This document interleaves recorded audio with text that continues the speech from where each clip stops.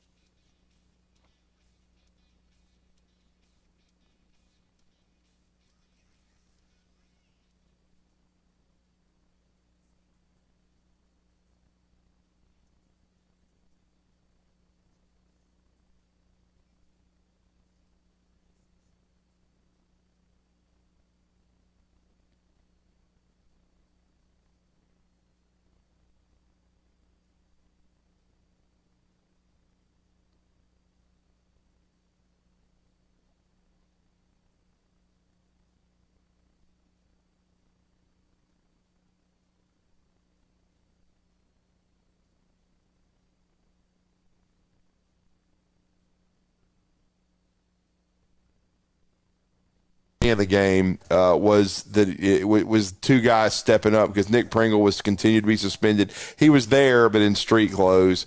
But Jaron Stevenson and Mohamed Diabate, they both had double figures, both had 14 points off the bench, and both of them are playing exceptional basketball right now. And their development as freshmen has been huge for Alabama, and them being able to stay atop the standings now by themselves. Alabama, is 7-1 in the league, and they sweep Mississippi State, and and Mark Sears, he was able to get his threes going in this game. He made 3 in the first half, and then got it going in the second half, going to the rim, getting to the free throw line.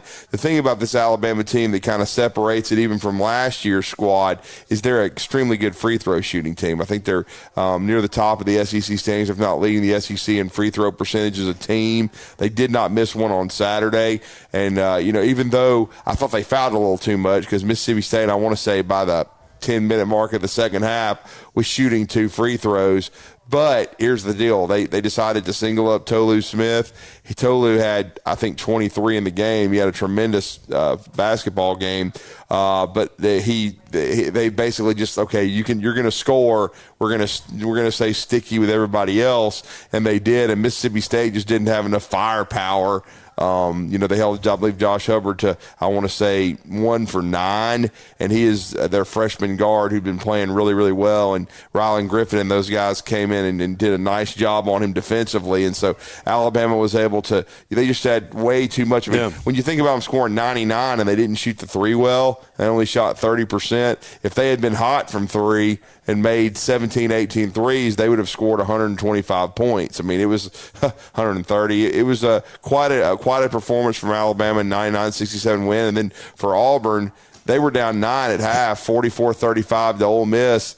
And then, Baker Mazzara, I think, gave him a halftime speech, according to Bruce Pearl, that reverberated, and they beat a good team like a yard dog in the second half. Yeah. And ended up pulling away and winning 91-77. So what that opens up is, to me, it's going to be maybe the national game of the week on Wednesday when Alabama travels to Auburn, because you just mentioned South Carolina, who's been the biggest surprise in the league, and it continues to just go up just climb their way up the standings. First they were a nice little Cinderella story, but now they're like a legit contender. It looks like. So it's quite. There's a lot of storylines in SEC basketball right now. Let's back it all up. Let's hear Nate Oates first after the game on Saturday.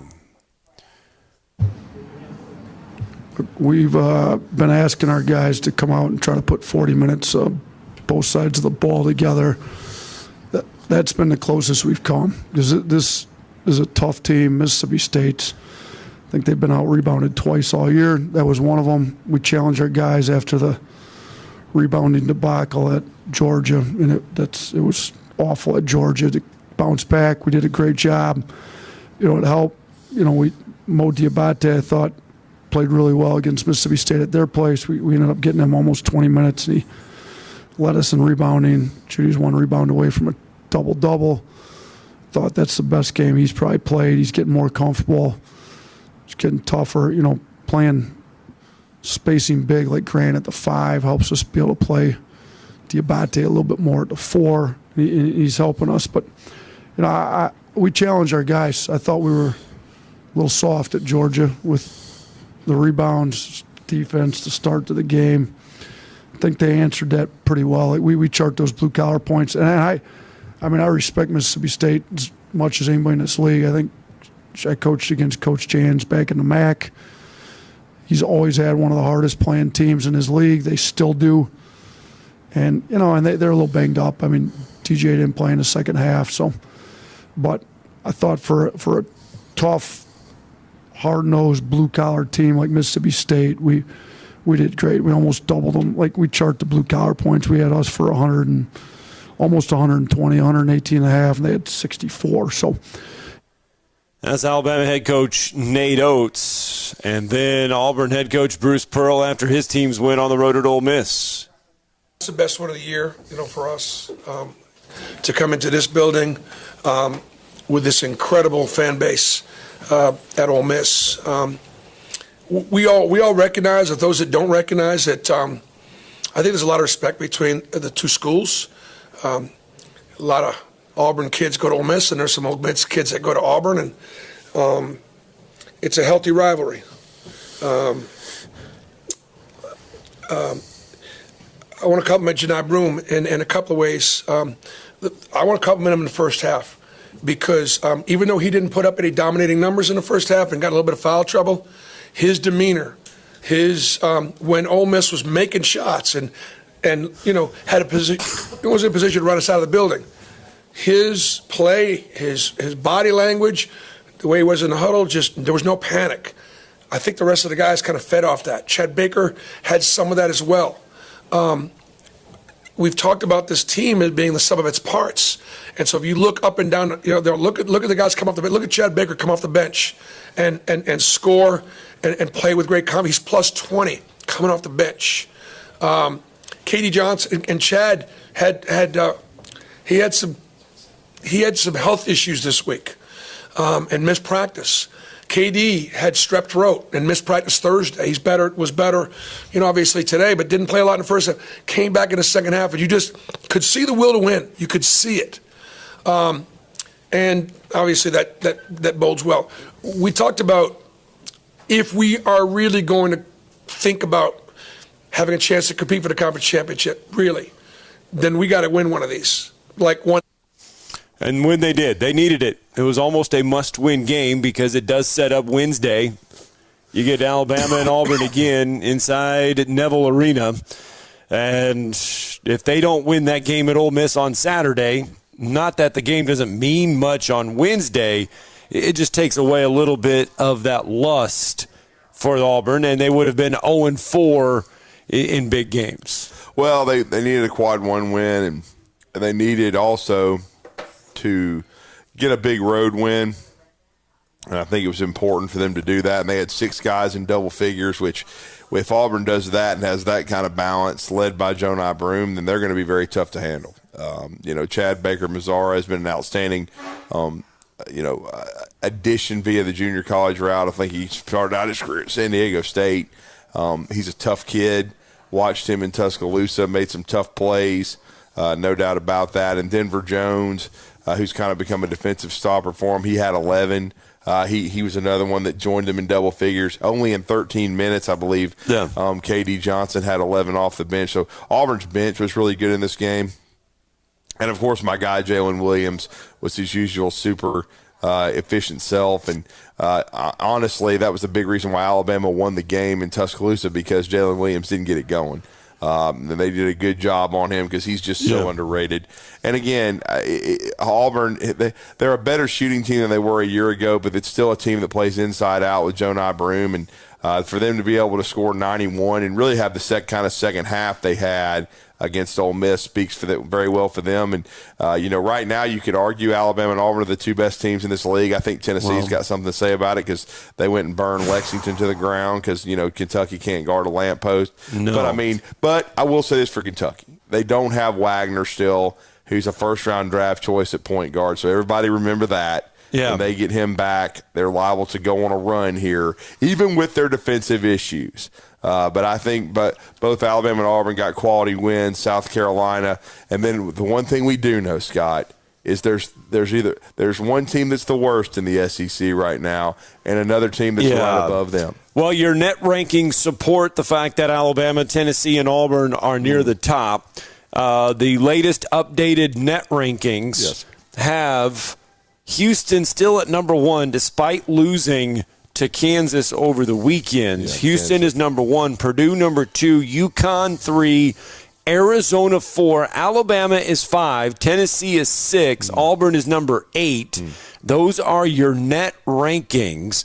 By the way, Kentucky falls all the way down to number 26. South Carolina is number 38. So that just shows you and that shows they're rising because, man, we all know their out of conference schedule was not very good. Well, they are now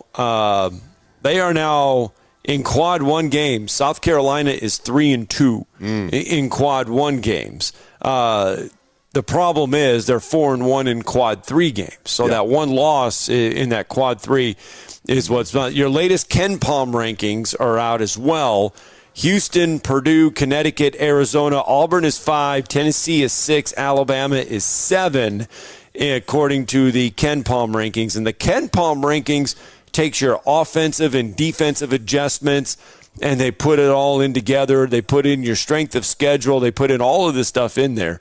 So that is the difference between the Ken Palm and the net rankings. Those two polls are what the NCAA goes by when it comes to selecting the field of 68. That's part of the criteria, is those two polls. So, and what I was talking about earlier, too, is I think Alabama, they made 8 threes in the first half, but they missed over 30 of them. They ended up taking 48 threes. Right. The record all time in the SEC is another Alabama, mark is 55, which I believe was during the 2020 season.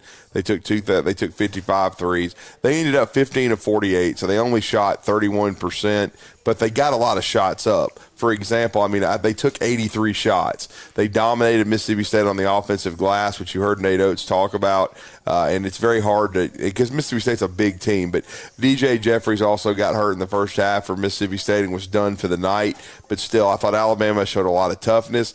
Mohamed Wagee has kind of given him that aspect, and he's started to even score the ball. As I said, he had 14 and 9 in this past game, and they're going to need all hands on deck because Neville Arena is going to be crazy. Auburn's going to, be, playing at their peak efficiency more than likely. It's going to take Alabama's best game of the year to get a big win over an Auburn team that, as we know, has got one of the best home court advantages in all of college basketball. All right. 7:14 here on a Monday. And as you mentioned, Tennessee and Kentucky. Wow. You go into this one. Connect even playing that great. 103-92 was the final there in Lexington. Tennessee led by 4 at the break and then outscored Kentucky by 7 in the second half. Zakai Ziegler, 26 points, 13 assists, and 3 steals. Jordan James, too, is big. Yeah. That's that. And then you have LSU trouncing Arkansas, 95-74. That's what I was talking about. Yeah. Arkansas, second worst team in the SEC to winless and hapless Missouri. Look, who lost to Vanderbilt. I watched about 5 minutes of that Arkansas game just to watch it and see. Yeah. Arkansas looks as bad as the score. They look lifeless. They look like they just didn't care. Yeah. There's something really wrong with this Arkansas Razorback team. It's not a fact that they're fighting and being close. It's almost like they're laying down. Something is wrong there with Eric Musselman. Is bad. Something is not right. Vanderbilt gets the 7-point win over Missouri. That was to decide who is going to get their one SEC win. That's what it seems like. I mean, wow. And Texas A&M at home. Told you this is a trap one. 67-66 winners over the Florida Gators on Saturday. Game, man. It was a trap game. And Buzz Williams was waiting in the weeds, and he got it over Florida. So well, they're 4-4 now in league play as Texas A&M. They're another team that sometimes starts slow, but then they figure stuff out because of Buzz. And so and this is going to be a tough week for Alabama because they don't just go to Auburn, which is a tremendous challenge because Auburn's really, really good. But they have to go to LSU. And I know LSU's record isn't great, Scott, but you're still going to the PMAC. And they're 4-4 in conference play. So they're 9-3 at home. Right. So they're not. It's not going to be an easy road game on Saturday. So Alabama's got 2 road tests coming up. All right, we've got to get a break in. I know, Mark from Spring Hill, you're holding. We're going to get to you after the break. And we've got more college football conversation coming your way. Plus, we'll start throwing out some Super Bowl nuggets as Super Bowl 58 is, well, we are 6 days away from Super Bowl 58 in Vegas. It's time to start talking more football when we return.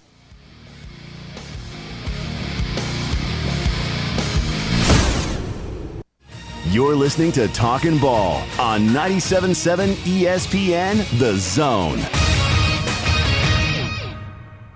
Got an injury reporting 53 in Pulaski Pike. Also Old Highway 20 and Collaborate Way. One in Decatur at 6th and Gordon reported injuries. That one should be just about wrapped up. You could lose up to 4 sizes in 4 weeks with a 2030 Fast Track Weight Loss Program. Find out more at 2030huntsville.com. Captain Nick in the 72 and Jeff Popeye Skywatch Traffic Center. Specializing in simple and affordable rentals, McCurry Van and Car Rental can make sure you have just the right vehicle for your next family vacation, weekend getaway, or if you just need transportation while your vehicle is being repaired. McCurry carries Ford Transit vans and Mercedes Sprinter vans, trucks and work vans, and more. And they offer discounted rental rates for long-term rentals. Now with 4 locations: Athens, Muscle Shoals, Coleman, and Huntsville. Log on McCurryRentals.com to make your reservation now. That's McCurryRentals.com.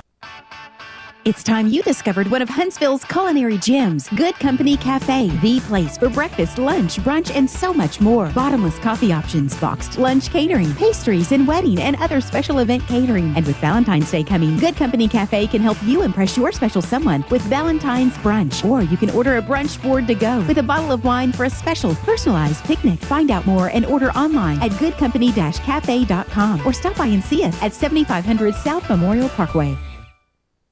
Hey there, UAH fans. I'm Morris Lilienthal. If you've been injured in an accident, visit morristheattorney.com right now to get the help you need. Don't let the insurance company take advantage of you. I have personally helped over 4,000 clients with their injury claims, and I'm ready to help you too. My firm, Martinson & Beeson, has been helping clients for over 80 years, and we have received over 300 5-star Google reviews. Get in touch with me right now by visiting morristheattorney.com. There's no charge for our meeting. Again, that's morristheattorney.com. Look forward to helping you. Go Chargers. No representation is made that the quality of legal services to be performed is greater than the quality of legal services performed by other lawyers. Hi, my name is Dan Aldridge. I'm here to let you know about the Aldridge Law Firm and the soon-to-be-announced Legal Town Center. I've been practicing law in Alabama since 1984, and I also practice in Tennessee. And I'm from North Alabama, and I'm here to represent you and take care of your legal needs. For many of us, hiring an attorney is not high on the priority list, and maybe a little scary. But it's something that we all need at some point. So by all means, do your homework. And if you need representation for car accident, wrongful death, medical malpractice, nursing home abuse, or estate planning, or any other matter, just give us a call at 256-534-5800. 3188. And you can email me at Dan, that is Dan at danaldridgelaw.com. Dan at danaldridgelaw.com. God bless America. No representation is made that the quality of legal services to be performed is greater than the quality of legal services performed by other lawyers. All right, welcome back. 7:20 on a Monday morning, Talking Ball. We're live from Bill Penny Toyota, sitting out here in the service department where they are tending to vehicles in the service department Monday through Friday, 7 a.m. to 7 p.m. And then on Saturday, 7 a.m. to 5 p.m. They can take care of all of your service needs. 256-576-4977 if you want to join the program on a Monday morning. And that is where we'll visit with Mark from Spring Hill. Good morning, Mark. Morning, Mark. Morning, guys. Morning. Hey, this is the TMZ, remember? No. Yeah. Last time Drew got me on that one. That was pretty good. I try not to be the TMZ. But, hey, I was going to ask about Coach Nate in terms of, does Alabama have him locked down in terms of contract? And he's a guy that if you look at his record, I know that he's not gone beyond the Sweet 16, but I think he's won, I don't know what, maybe 2 or 3 SEC championships since he's been there. And I just didn't know, does he have that lockdown contract, Drew, or can someone come and get him? I mean, look, he's being paid over $5 million a year. He's had 3 contract extensions since he came to Alabama. Around every corner, Greg Byrne has taken care of him. They've upped their NIL game because they're bringing in 2 McDonald's All-Americans next year in DeArmond Reed and, of course, and his teammate at Prolific Prep. The big man in the middle. So again, they've done whatever they needed to do to lock him up. I mean, they of course they haven't built the arena yet, but I think that will happen. I mean, I don't have a timeline for it, but it's certainly something that they want to address. But they wanted to address NIL first, because if you're having to recruit at the highest level, which is what Nate Oates wants to do, and he's recruited at a higher level than anyone's ever seen at Alabama. Even when Wimp Sanderson and CM had it rolling, they had great players, but I mean, you haven't seen the litany of NBA players that have started to come out of Nate Oates' program, which has got it recranked up and really helping Alabama get guys. So, I mean, they've done whatever they needed to do to get him locked up. And I just think when you look at it overall, the 3-man recruiting class he signed, which is Aiden Sherrill and also Nas Cunningham, along with Darion Reed. They're really great players, and he's going to continue to recruit well out of the portal too, because he's added Mark Sears, who's turned into an all-SEC player. I mean, they've done a really good job of picking and choosing those guys, and even finding diamonds in the rough, like in my opinion, Mohamed Diobate, who wasn't McDonald's All-American, but is going to turn into a really good college player. And then you factor in what he's been able to do with his whole staff being hired away, Antoine Petway to Kennesaw State, Charlie Henry to Georgia Southern, and then, of course, we know Brian Hodgson to Arkansas State. He's replaced his whole staff and his infrastructure, and they're continuing to roll. I mean, he's 108-48 at Alabama. Right. 57-24 in SEC games. That's a 70% winning percentage at Alabama, winning SEC, just SEC games alone. Yeah, and I mean, the home court advantage for Alabama is really good. I mean, the only home loss this year to a really good Clemson team who should be in the field of 68. And so, and then I think the only home game left, Scott, it's amazing how fast it goes by, but Alabama's got 4 home games left. And the only one with any tickets remaining and very few left is Florida, and that's on a Wednesday. Oh, we said the same thing on Saturday. UAH has 2 home games left. Right. Yeah, crazy. I checked that this morning. It's Christian Brothers and Union, I think. Just 2 home games. I mean, that's it. And that's at the end of this month. We talked about last week how fast the high school season is coming down. It's just gone. The college basketball season is, I mean, it is February 5th. Right. We are 23 days away from being done with February and getting to the 1st of March. Yeah. I mean, that's just it's mind-boggling how fast it's going. And I just think that Nate Oates is happy at Alabama. They've given him everything he needs. I know people are, they're going to worry about places like Louisville. That job is assuredly going to come open with Kenny Payne. I mean, It's been a disaster, but I don't see him at Louisville. I mean, I remember hearing 2 years ago when, the word out of Alabama's camp and from the assistant coaches and everything was like, Alabama, we're not going to Louisville. So, and then with Louisville, they're having financial problems because they've had to pay off so many coaches. And so, again, it's an attractive job, no question about it. But, he's getting as good enough players at Alabama that you would have at Louisville. So I don't know why he would leave there. And again, even when Louisville's had it rolling, he's making that kind of money now at Alabama. He's making over $5 million per year. And then, of course, there's and I don't think Tom Izzo is about to retire. If Tom Izzo retired, or, if Juwan Howard gets fired at Michigan. But I don't see him going to Michigan. I see Nate Oates staying at Alabama. Right now, with the success that Michigan State has had or not had over the last couple of years, is Alabama a better job right now than Michigan State? Well, I think, Alabama doesn't have the Final Four as Michigan State does. And they don't have the couple of championships in 79 and certainly in 2000. But, I think Michigan State is a blue blood job. But, again, Tom Izzo will coach as long as he wants to. He's not on the hot seat. He says he's not retiring, so we'll see. They seem to still be recruiting well. And with Michigan, I think that, it's as you've noticed, they have to have the right fit there to have long-term success. It took them a long time after Steve Fisher was let go to find John Beilein, who was a really good fit there and got him to a couple of national championship games. And they remember Tommy Amaker, who has been at Harvard now forever. Did not have long-term success at Michigan. He was kind of like Anthony Grant at Alabama. It just didn't quite work. And so it'll be interesting to see if Juwan Howard is ultimately let go, what direction Michigan goes in. And my last thing I was going to follow up with is Coach Oates. I think the thing with him, too, is I think he's the best coach Alabama's had since Wimp Sanderson. That he's better than Mark Gottfried, even though Gottfried got him to the Elite Eight. The thing I love about him is what you just said. He lost his entire staff. But I think he's just a better X and O's coach than anyone, maybe better than Wimp even. And I'll say this, I'll never forget, Wimp may have had the most talented team ever to play there when he had Latrell Sprewell, Robert Ory, James Robinson, several players. I think he might have had three NBA players on the team. With all of those guys have rings like Liberace. I think Ory's got 5 or 6. But anyway, thank you for letting me get on and enjoy the show. All right, thanks, Mark.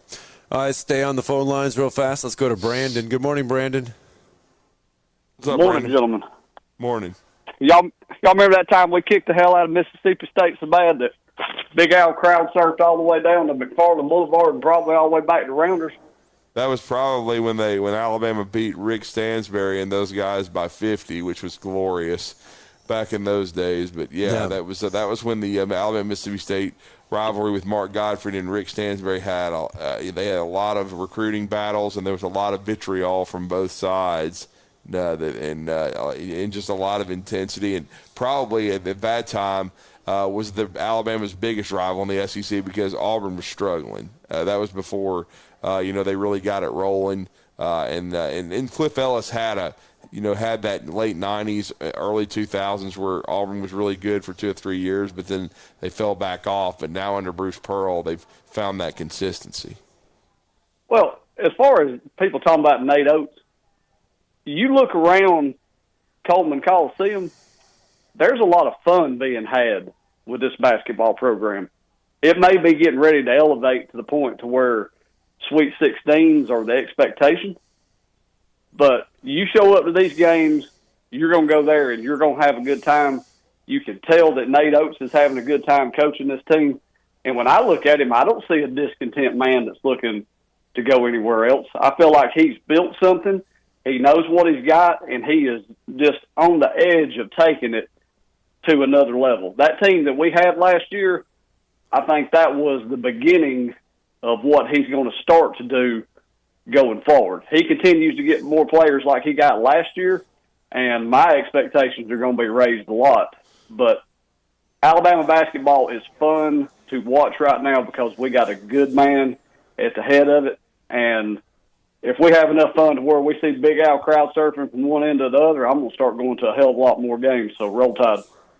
Thanks, Brandon. And I agree. And, I think the next step is he continues to prove that he can build a program. And he's proven it, from the standpoint of, because when you have success initially, a lot of times your coaches do get hired away. But being able to retool his staff, being able to continue to recruit at a high level, like Brandon said, draw crowds, have it be a very fun environment to see for Alabama basketball, right? Then you can definitely – you can see, I think the next step will be, and I know they've had to get their NIL in order, but they're also going to try to put guardrails, I think, on NIL in short order. We'll see what can get done. But I think when you look at it, Baylor just finished their new arena. Yes. I think Alabama will have a new basketball arena. It all goes back to this: build it and they will come. I know that they had to shelve it because of NIL, because of COVID and stuff, but I still think they're going to let's just put it this way. Eventually things can get worked out. Whether they get a donor or they go to Mercedes, which Nick Saban happens to own several of those. Nick Saban can maybe help in this process too, because he's a big sports fan overall and basketball guy. You hear all the stories about his noon basketball leagues. He was a really good high school basketball player. He can be a great ambassador for Alabama, and they can get this, arena built. I truly believe that. Certainly, it's going to take a few more years from the standpoint than people wanted. People, including myself, wish they had already broken ground, but I still think it can happen. Look, man, it took 10 to 15 years too long, but they finally got it done. They built a baseball stadium, okay? Right. And baseball loses money. We all know that. Most of the sports lose money, but, basketball can be a big-time money maker, and you have a special coach like Nate Oates, and I just think, sooner rather than later, this arena is going to happen. All right, let's get a break in when we come back. 256-576-4977. This number to the phone lines. We'll open up the conversation. Plus, we'll switch it and talk a little college football, a little NFL football. Super Bowl week is underway. We'll let you know what's in store in Vegas today. Coming up next.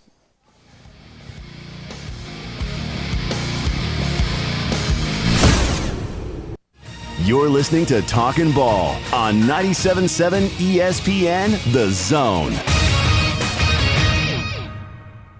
From the Fox 54 Weather Center, I'm meteorologist Emily Owen. For this Monday, expect a mostly cloudy start. Will gradually become sunny by the afternoon. High temperatures looking to top out in the low 60s for the afternoon. Heading into your Monday night, expect to sit under a clear sky. Low temperatures falling back down into the lower 30s for the overnight. I'm Fox 54 meteorologist Emily Owen on your home for ESPN Radio 97.7 ESPN, The Zone. Got a wreck coming out of Colbert County, County Line and Highway 20. Got a vehicle overturned in the water there. They've got a lot of emergency equipment on the way, and they've launched a medical helicopter. Got a bus involved in a wreck on Oakwood west of the Parkway. There are kids on the bus. They've got Himsey on the way to check them. Old Highway 20 and Collaborate Way had an injury involved. 53 and Pulaski Pike was also an injury type. During February, you pay by the day at the Y. The earlier in the month you join, the less you pay. It's only $1 a day. The Y's always a great value with free child care and never a contract. YMCA, Huntsville, and Madison. Captain Nick in the Jordan Lane Popeyes Skywatch Traffic Center. Progressive presents an ad from Mom. What does it say here? Bundle your home and auto insurance with Progressive and get protection round the clock. You know what? I'm sorry. I think it should be around. What are you signaling? Me to stop talking? Oh, all right. I'll stop talking. No, just had to tell me. That's all you had Get to round-the-clock protection when you bundle and save with Progressive. It's easier than getting your mom to make this radio ad. Progressive Casualty Insurance Company, affiliates, and other insurers. Discount not available in all states or situations. Normally, when you call a roofing company, all you hear is, you need a new roof. Not when you call Fleming Roofing and Restoration. Since 1965, the folks at Fleming have been focused on what you need, whether it's an easy repair or a full roof replacement, commercial or residential. And when it comes to storm damage, you you want Fleming on your side. They know all the ins and outs of insurance claims and will guide you through the entire process. Log on FlemingHSV.com and book your free estimate today. Fleming Roofing and Restoration. We show up. Isn't the story of the prodigal son an amazing story? Basically, a rowdy boy who literally wished his father dead, ran away, and consumed his wealth with hard and fast living. Yet the father looked for his return every day, and when the boy got tired of eating pig slop, he decided to return. What did the father do? As soon as he saw that boy, he ran to him, threw his arms around him, and killed the fatted calf for a great celebration. Hey, I'm John Dees, pastor of the Cross Point Church. If you're looking for a church home, come see us, smack dab across the street from the YMCA in Madison. Next time you're online looking for landscaping inspiration, open Instagram and check out Southern Gent Landscaping. They can help make your yard your dream outdoor oasis. Southern Gent Landscaping can handle it all, from landscape maintenance and installation to irrigation and hardscapes, even AstroTurf. Turn your yard into a landscape you'll be proud to show off. Call Southern Gent Landscaping at 256-509-6088. 509-6088. Southern Gent Landscaping. Professional landscaping performed with satisfaction guaranteed. Online at 977ESPN.com. Stream them online. Call in. It's an important job, and it's an vital organization. Tweet in and join in. We are 977 ESPN The Zone.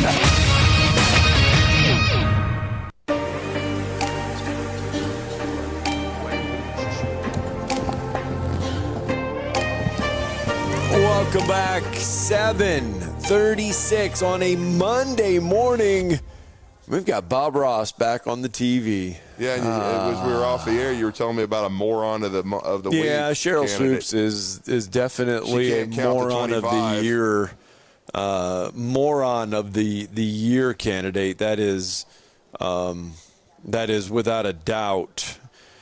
She went on a podcast and claimed that Caitlin Clark is 25 years old. And the reason why 5 or 6 years of college. Yeah, the reason why she shouldn't get credit for the scoring record is because she's too old and she shouldn't get it. And whatever, it's just been one thing after the other. Caitlin Clark is 22 years old and has not had her COVID year. She's only played. She could play the COVID 4 year years. next year. Yeah, if she wants to. She's and she's second now Why on the don't you NCAA just women's admit basketball all-time scoring that you're list. jealous of her and you wish you'd made the NIL money that she's making? Probably so. I mean, that's just what it is, because Cheryl Swoops was awesome. National champion, unstoppable scorer, but she obviously doesn't read up much and research. She just flaps her gums. And she thought she thought Caitlin Clark. She said Caitlin Clark is in her 5th or 6th year of college, so therefore she should not have the scoring record. Did Cheryl Swoops? So that's the last podcast Cheryl Swoops ought to do. I know. Anyway, a lot of the basketball purists, a lot of the basketball experts are weighing in on this, and Cheryl Swoops is taking a social media bath in. I hope so. She should. Yeah. Anyway, 256-576. Yeah, she's a moron of the year on my side. She's definitely going to be on the list. Let's keep moving along here on a Monday. She needs to watch Bob Ross paint a picture and relax a little bit. Super Bowl week. We have made it. Tickets have fallen below $8,000, by the way. Below $8,000? Below $8,000 with fees if you want to go. You knew that would happen. No one's going to pay $8,000 2 weeks before. Now you can pay just $7,000. Tonight is now tonight's opening night. This is where both teams get introduced in the arena style thing. This here is really taken the old media day's place. They still have a little bit of a media day, but nothing compared to what it used to be. This is it. The Kansas City Chiefs at Allegiant Stadium, they will be there from 4 to 5. That is when everything will get underway for them. And then the San Francisco 49ers will be from 6 to 7 tonight. Well, that's Pacific time. I got to get my math right here. So that's 2 hours. So it's 7 to 8, and then from 8 to 9, I believe, is when media day would be from here. So Kansas City, then San Francisco. That'll be all players and coaches will be available, and I imagine team personnel would be available. So that means Ramsey Robinson from Butler High School here in Huntsville would be available to talk, because he is the Kansas City Chiefs player engagement coordinator. And so former Butler Rebel, former Alabama Crimson Tide standout, I believe, and I got to look, I believe he's the only local guy we have playing or associated this year in the Super Bowl. I haven't spent a lot of time, but I think he's the only one. Yeah, I mean he's got a chance to get his third Super Bowl ring, and so it's been quite a run for Ramsey with that organization. And he's worked his way. He had a brief NFL career after he was Mr. Irrelevant in the NFL draft, and but I think he's always been a well-spoken guy. A really, really savvy person, good with people, and he made an impression while he was in the league and made some connections, and he's been able to work his way up in the Kansas City Chiefs organization, and during I guess a golden era. Of course, they had a great run in the 60s with Lynn Dawson and them, but now when you talk about what they're doing with Pat Mahomes and a Hall of Fame coach and Andy Reid, what a time to be a part of the Chiefs organization. All right, let's go out to the phone lines. LSU Lou is with us. Good morning, sir. Good morning, fellas. How y'all doing? Doing good. How are you? I'm good. Did y'all watch that game Saturday night with Caitlin Clark? I did not see it. I did not get in Tuscaloosa covering the University of Alabama. I actually went to the Black Jacket Symphony, and they performed Journey. So we stepped out. I was in Tuscaloosa covering Bama. Shut the basketball world down. Yep. Okay. So I was watching that game. I was out, and I just so happened to watch that game. Yeah. Caitlin Clark did her thing. She looks like Luka. Yeah. Like Luka from the Dallas Mavericks. He plays like him, like just unstoppable. She plays with a chip on her shoulder. That number 24 on, did they play Arkansas? Something like that? For Iowa? Iowa? Played. It was Arkansas something. No. I believe they played Maryland. Was it Maryland? Iowa played Maryland on Saturday. It was a Big Ten game, yeah. So that number 24, whoever she was on Maryland's team, man, that girl was just flat out balling. And when it came down to the end of the game, Iowa was only up like 6 points. Right. They took number 24 out of the game. And I'm sitting there wondering, now, why did you do that?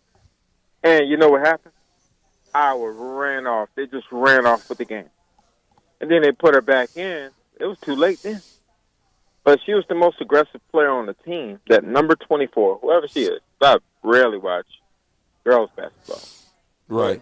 She was the game changer, and for those last minutes, those game-decided minutes, they just put her on the bench. And I think that was a coaching error. I didn't want them to win. It was like a toss-up. I didn't care who won. But I was just looking at it like, why do you not want your best player on the floor during these times, because she can rally the team back and possibly get you a win? It was just crazy. Right. Yeah. You know what? Surprisingly, and I'm going to share some of my knowledge here. It's not a lot. But Brenda Fries is the women's basketball coach at Maryland. And she won a national championship. I grew up watching her play high school basketball because she is from our hometown, or she's from Cedar Rapids. She went to Cedar Rapids, Washington High School.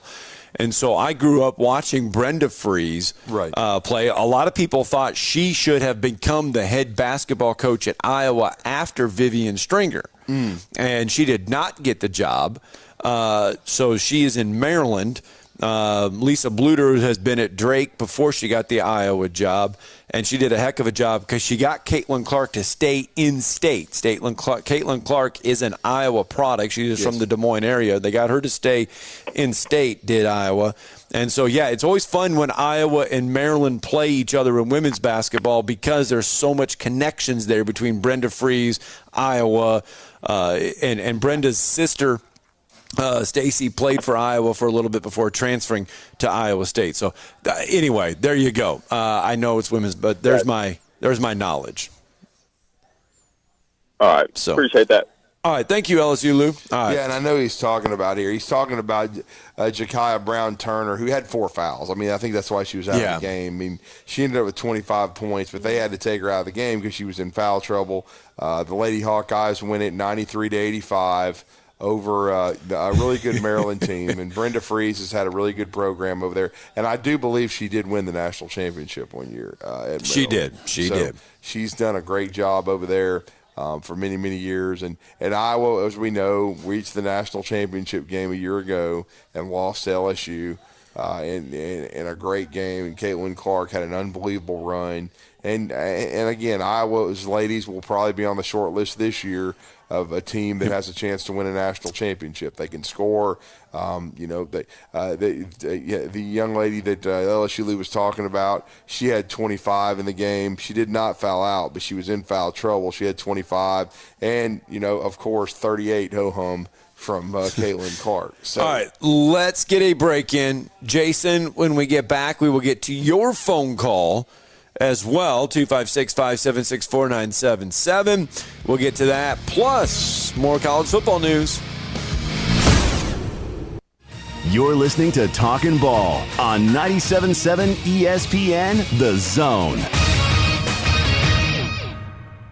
Got a wreck near the Colbert-Lawrence County line. This one's Highway 20 and County Line Road. Got a vehicle that's overturned in the water there, reported with injuries. That is east of the 157 split. Got a bus involved in a wreck on Oakwood west of the Parkway. Kids on the bus. They sent Himsey just to check them out. Old Highway 20 and Collaborate Way had injuries involved. 53 and Pulaski Pike also reported as an injury type. Expert heart care backed by advanced technology. If you need cardiac care, you need the Heart Doctor. Dr. Randall Burns and the team at Huntsville Heart Specialist. Captain Nick in the 72 and Jeff Popeye Skywatch Traffic Center.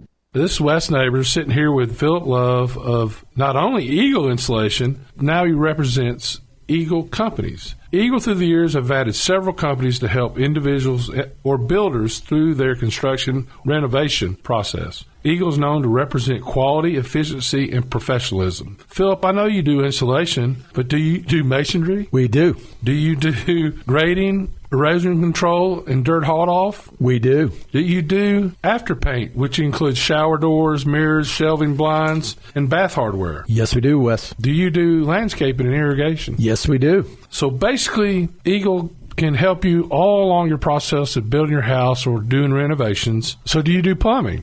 We do not, Wes, but we can find somebody to do it. Just give them time. They'll be there. Anyway, call Eagle Insulation at 256-755-1556. Eagle saves you time. Eagle saves you money. Call Eagle today. Thanks, Wes. From heirloom diamonds to contemporary jewels, Loring & Company is the place to find something truly special. Whether shopping for a diamond ring for that once-in-a-lifetime occasion or marking a milestone birthday or personal achievement with a Rolex watch, you'll find just the thing in our edit of the world's most sought-after brands, including David Yurman, Roberto Coin, Marco Bicego, and Fopay. Expect a treasure trove of the world's most unique, even breathtaking earrings, rings, necklaces, and bracelets, making choosing just one piece a challenge in itself. Loring & Company Jewelers on Airport Road. Tom Luganbill here from my friends at Woody Anderson Ford. Bobby White and his team take great pride in their service department, and you can see it the moment you walk into those beautiful new service lanes. And just like a championship team, they all work together to make sure your experience is second to none, whether you drive a Ford or not. Also, check out the gold certified pre-owned inventory at Woody Anderson Ford for great deals every day. Stop by and see them at Jordan and Sparkman or at Woody Anderson of Madison on Hughes Road, or visit WoodyAndersonFord.com. This segment of Talkin' Ball is brought to you by University Kia, the #1 volume Kia dealer in the state of Alabama. Located online at universitykia.com. What's happening? What's happening? Oh, my goodness.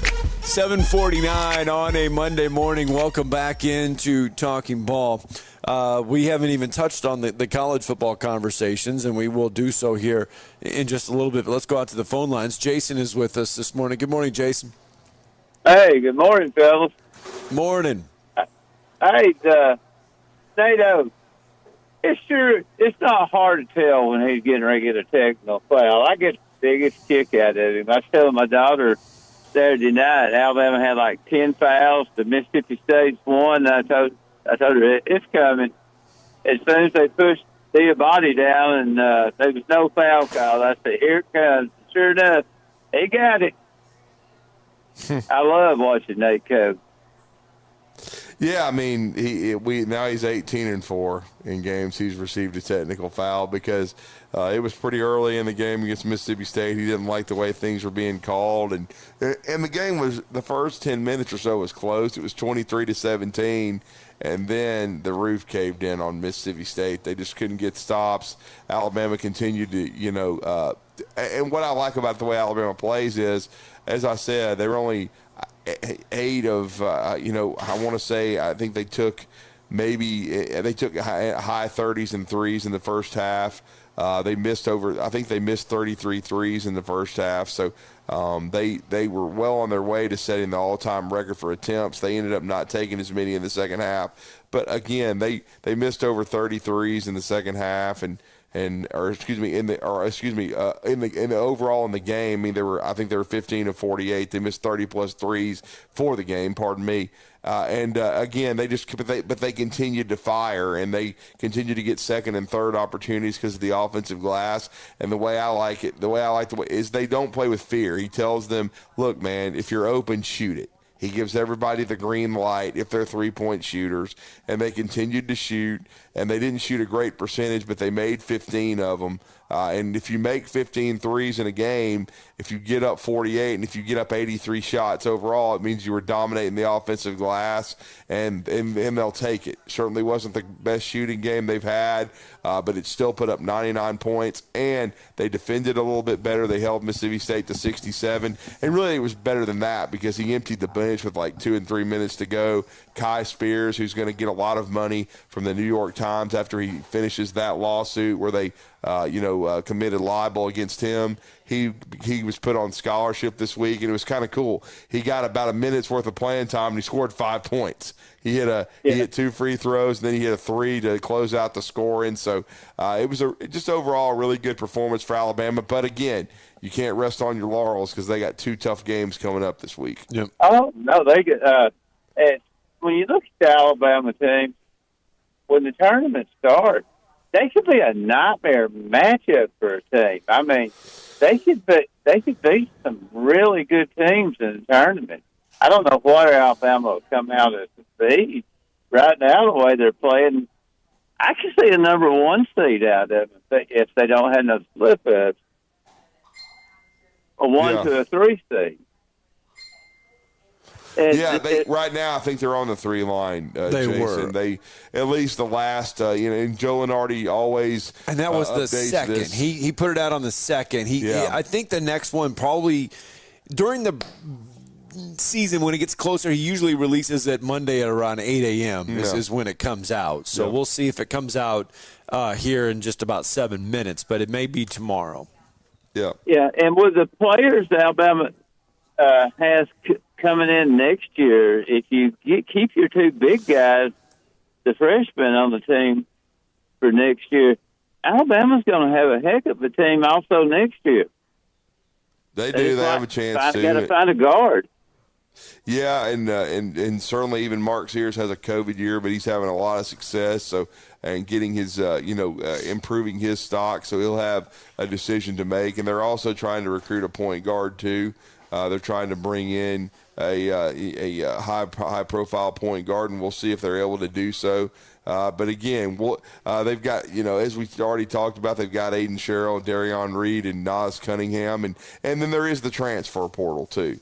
And so they were able to get last year Latrell Reitzel to come in, and he's had a nice impact for this squad as a shooter coming in. Grant Nelson, who I think he needs another year. He only had 2 points in this game because of foul trouble, but man, I'm telling you what, he hustled.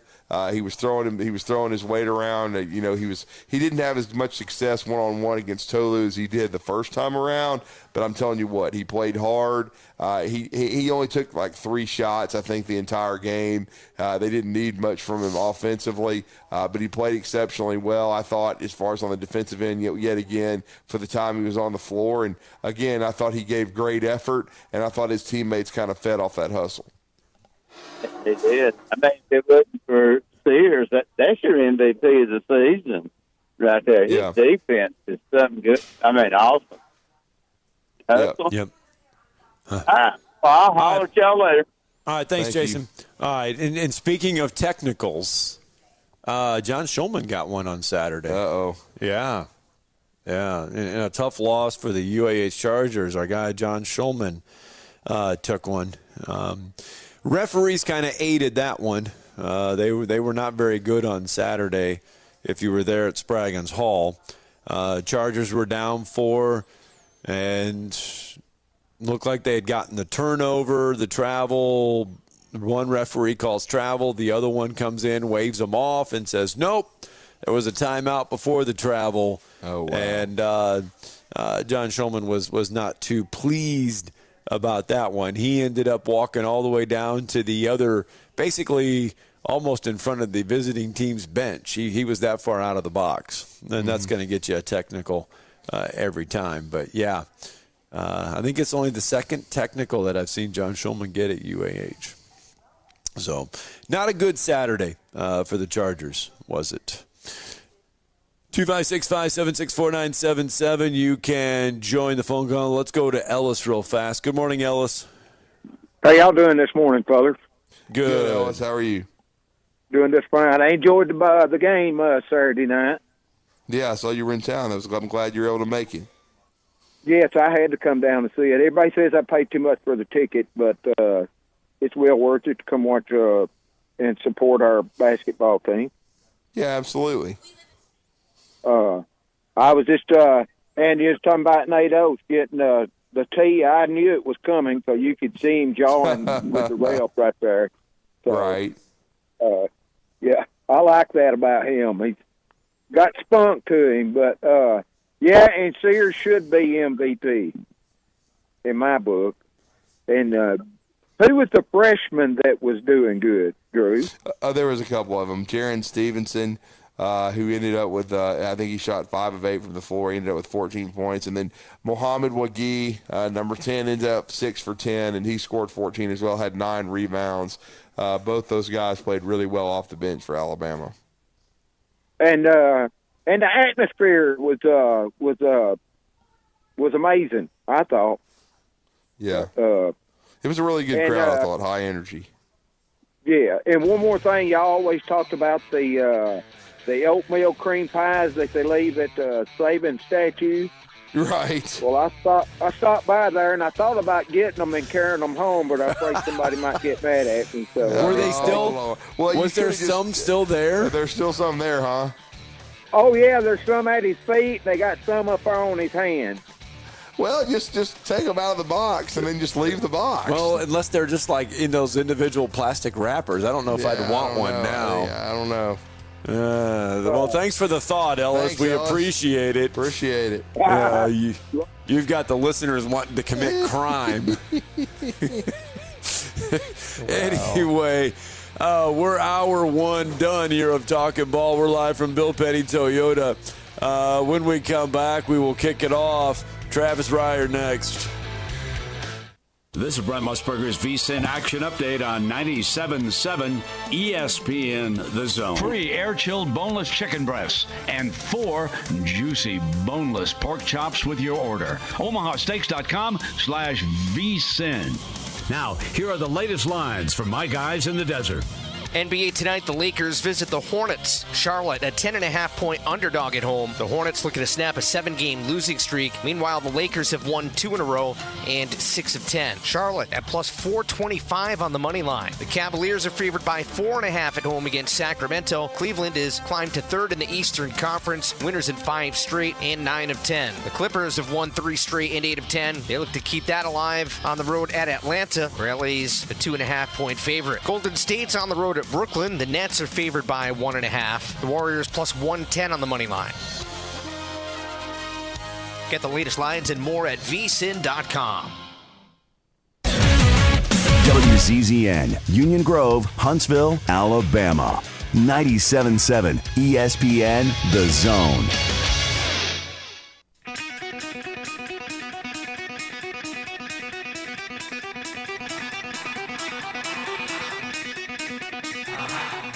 Welcome to Talkin' Ball with Scott Theisen and Drew DeArmond. Call into the Neighbors Wealth Management Hotline now, 256-576-4977. That's 256-576-4977. Now, here's Scott and Drew. And there you go, hour two, Talking Ball, 97.7 ESPN, The Zone. Scott Theisen, Drew DeArmond, we're with you. We're at Bill Penny Toyota. We're hanging out on a Monday morning. We're sitting out here in the service department. Monday through Friday, 7 a.m. to 7 p.m., and then on Saturday, 7 a.m. to 5 p.m., they can service your vehicle here at Bill Penny Toyota. And don't forget, if your car's got to stay in here a while, you can rent a Toyota. They are offering hourly rentals. $15 per hour applies to all vehicles. Now, that's for a max of 4 hours. If you need it longer than that, that's okay. Charges to the daily rental rate of the vehicle will be applied. It's Bill Penny Toyota. And hour two is going to get underway as we recap a little Alabama basketball with our good friend Travis Reier. Yeah, it's always great with our weekly visit with Travis Reier, the long time since 2003 senior analyst for BamaOnline.com. Bama Online is now part of On3Sports.com. He also does a great job with their YouTube channel, so check out the BamaOnline.com YouTube channel. See, they have quality content there each and every day as they cover the Crimson Tide. Breaking news, also just and they also have daily chats as well as far as recruiting roundups. A lot of recruiting going on for this new staff because there was a junior day, a lot of town in Tuscaloosa, and of course they still haven't officially announced this coaching staff. There's been some angst because of Ryan Grubb being mentioned with the Seattle Seahawks. Still nothing to report there really as far as an interview or a job offer. But again, there's it's something to monitor, and they've done that and more, and we're going to catch up now with Travis Reier. Travis, I hope you had a great weekend. Good morning. How are you? I'm great. How are you guys? We're good, and I guess the cat is out of the bag. We will congratulate you and Savannah Reier for taking the job at USC to work for Lincoln Riley. Great step up in her career, and as you said, you kind of gave us a hint that she had some national championship trophies. Working at a great program and rising in the profession, so congratulations to you and the family. Well, I know she appreciates that. Yeah, they had a junior day out there over the weekend as well, and she came to learn how heavy those Heisman trophies are too. She had to lug some of those around. So, like, Dad, man, those trophies are heavy. I said, you ever watch the ceremony? I think that's one of the things that surprises the winners initially when they go to pick those Heismans up in New York City. They're like, wow, those things are heavy. But no, she's very excited. Great opportunity, and she's definitely looking forward to it. Well, you mentioned USC having their junior day. Alabama had theirs over the weekend, a first one for Kalen DeBoer, and depends on where you look. I mean, a lot of people, a lot of juniors left feeling pretty happy about the direction of and the staff that Kalen DeBoer has put together. Yeah, it sounds like it was a productive weekend for sure. Our staff at BamaOnline.com have been all over it from a recruiting perspective. You've got an Auburn defensive line commit, Antonio Coleman, that was the centerpiece of the weekend. Previously committed to Alabama, flipped to Auburn. We'll see how that goes. But by all accounts, whether it was in Tuscaloosa over the weekend or in the last week, heading into this latest dead period, sounds like Kalen DeBoer and his staff got some good stuff done. Well, and it's interesting, too, with Coleman because his dad, of course, played at Auburn, but his defensive line coach, Jeremy Garrett, just left Auburn to go to your Jacksonville Jaguars. Yeah, and our Jacksonville Jaguars need some help after the finish to that 2023 season. But you just never know right now. We've talked about it before. I mean, you totally get it with these college guys. If they're getting opportunities in the NFL, they're probably going to take it. I mean, Alabama's kind of in that situation right now with Ryan Grubb. As the offensive coordinator, is he going to be with Kalen DeBoer? Is he going to be with the Seattle Seahawks, maybe somewhere else? I think this is something that you're going to be dealing with. Coaching change in general is always a topic this time of year, but it's interesting because it feels like group of 5 coaches, there's a sense of urgency now to get to the Power 5, even more so than there's been before because of the changes to the college game.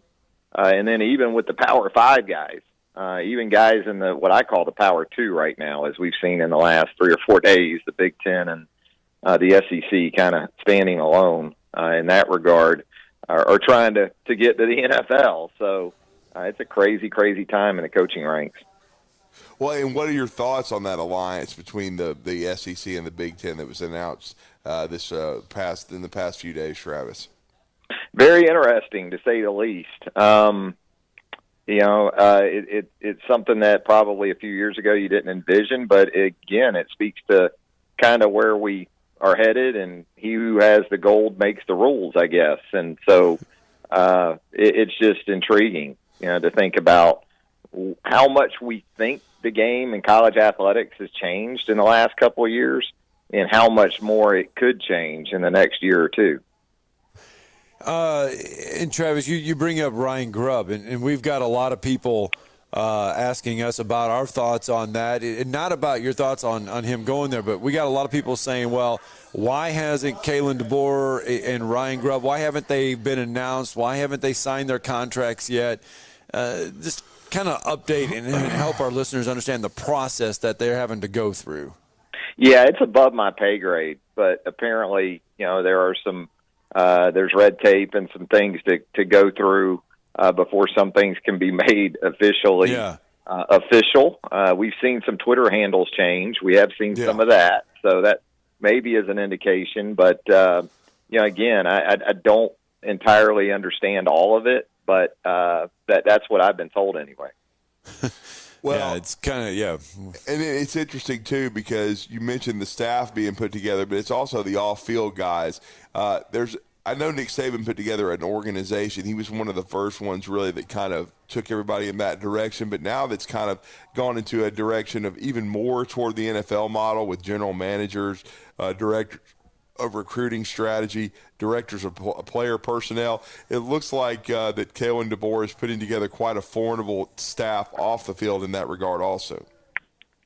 Yeah, it is. It's very much like what you would think an NFL franchise or a team would be like from a front office perspective in the past. And, I think it's sort of been in play with Nick. I think Nick actually went a long way in, as you said, kind of establishing this approach with the off-the-field folks, whether it's analysts, whether it's support staff, from a recruiting perspective, literally like a personnel department for an NFL team. That's what we've seen at Alabama in terms of a recruiting team and the support staff. And you've seen it carry over now to other programs around college football. So, I think there's some semantics involved sometimes. Titles are different, but then what actually is in play and the duties that are carried out are pretty similar. And some staffs, some head coaches, they like to have those people kind of in the forefront. They want them to be recognized publicly and by recruits, and not as much even behind the scenes. A guy like Courtney Morgan is pretty well known for his work previously at Washington and Michigan and other places. So, it's a couple of different approaches to kind of the same thing, but it is a part of it that obviously Kalen DeBoer isn't paying lip service to. He understands the importance of it. You've got the resources to have that type of setup in place, so you would absolutely want to do that. Absolutely, and then Travis, as far as for Kalen DeBoer, they have announced the 8A game. It's going to be April the 13th. They haven't announced the rest of the spring schedule, but I would think in the coming days, and that'll probably be after they announce the certainly the coaching staff officially. And don't forget, this Wednesday is the last national signing date for. It's kind of become anticlimactic. Most of all that stuff got done on December the 20th. But there has been a coaching transition, and Alabama. It won't be on Wednesday. Ryan Williams is going to put pen to paper on his birthday on February the 9th. But there's also QB Reese out there, Noah Carter. So there are some things to get done this week for Kalen DeBoer.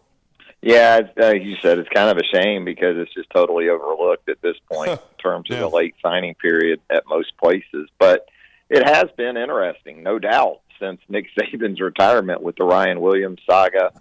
With Noah Carter coming onto the radar from the state of Arizona, with Kalen DeBoer and that staff previously of Washington. So he looks like a very nice add on the defensive side of the ball. You mentioned Reese. So there are some guys that are still, looking to dot the I's and cross the T's, and that's essentially what it's become now. It isn't what it certainly was. It's been moved up to December, no doubt. Well, obviously, we keep an eye, a lot of football conversation, and Wednesday, a little bit of that will be with signing day. But basketball, wow. Basketball keeping everybody, hopefully, entertained, especially with their performance and their win Saturday over Mississippi State.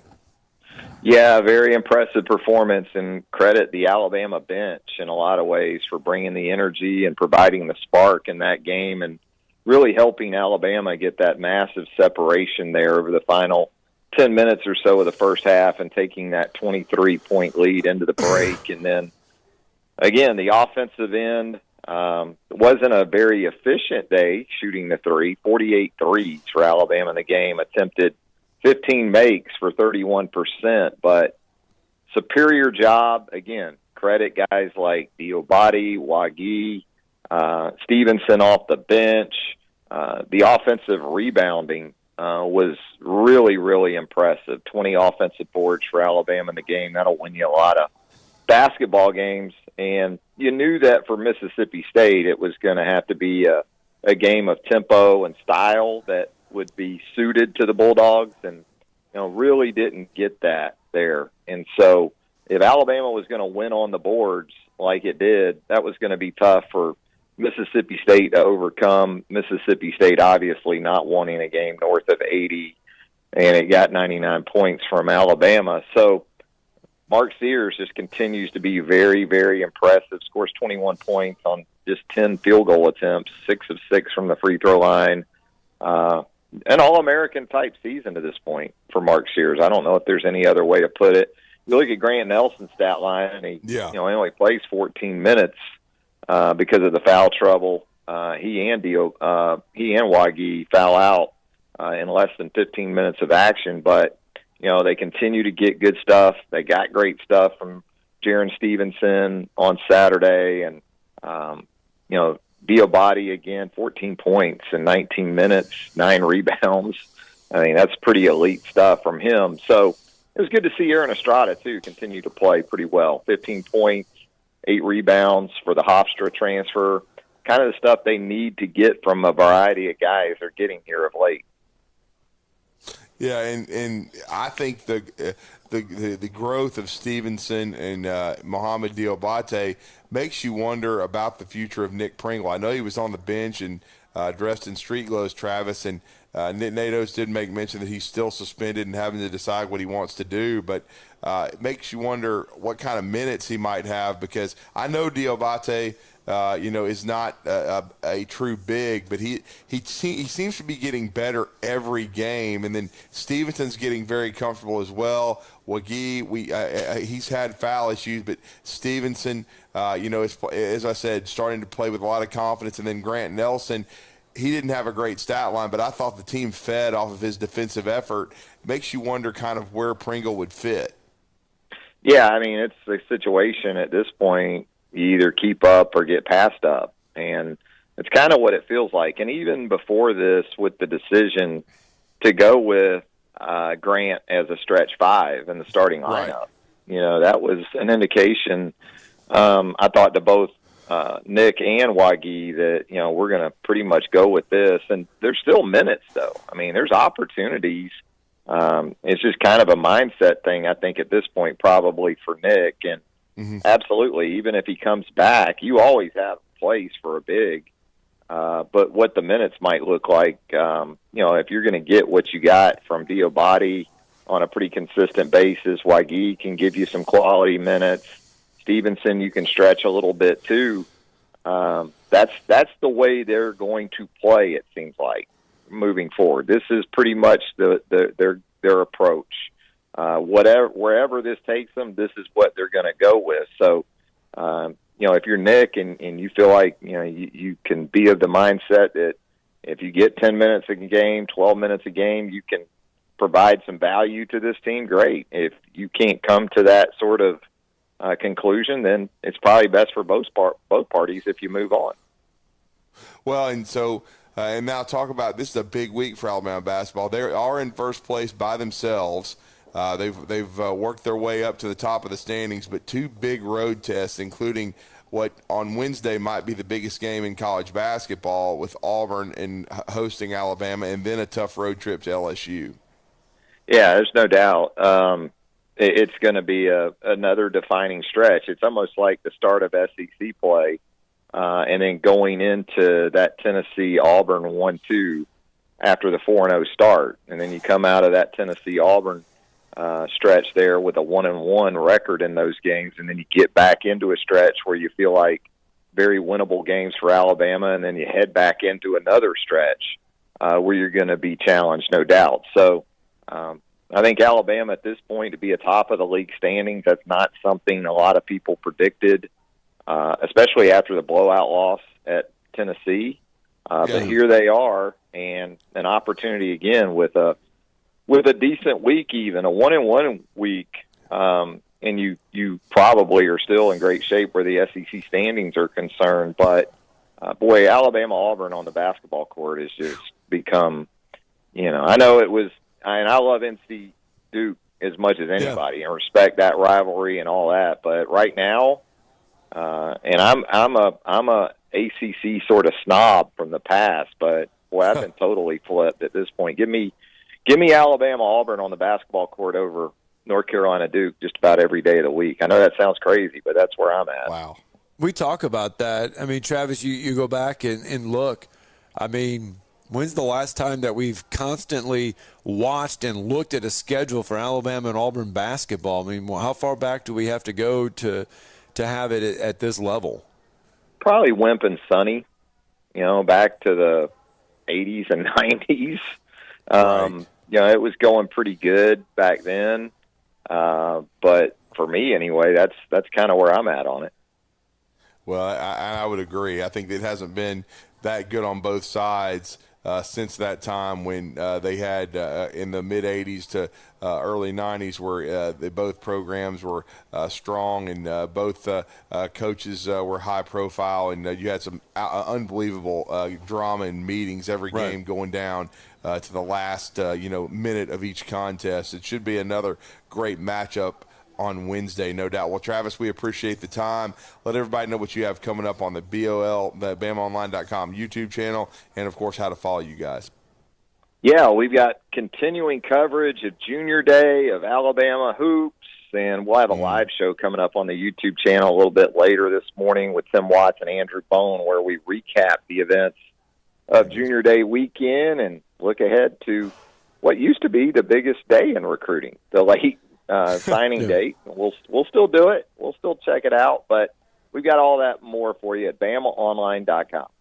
Thanks, Travis. Thanks, let's get a break in. When we come back, more from Bill Penny Toyota. It's Talking Ball, 97.7 ESPN, The Zone.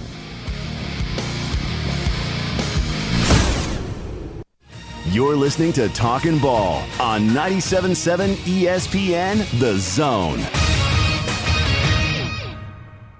Got a wreck at 31 in Huntsville Browns Ferry. It's coming in as a no injury. Madison Boulevard and Research Park reported with injuries. East Limestone and Harvest is a no injury, but it may have some blockage. Oakwood west of the Parkway had a bus involved in a wreck there. Kids on the bus. They sent Hemsey just to check them out. And 53 and Pulaski Pike had injuries, may still be trying to clear. You get 2 pieces of hand-breaded, juicy, tender signature chicken and a buttermilk biscuit for $4.99 at Popeyes. University in Jordan, 72 in Jeff and North Parkway. Captain Eck in the Popeyes Skywatch Traffic Center. We're going abroad for the first time in years. To Spain. But we don't speak Spanish. So we started using Babbel. And started learning Spanish fast. With Babbel, you can start having conversations in another language in just 3 weeks. Babbel's conversational method teaches you real-life words and phrases. And with Babbel's interactive bite-sized lessons, you'll remember what you learned. ¿Cómo te llamas? ¿Cómo te llamas? ¿De dónde eres? ¿De dónde eres?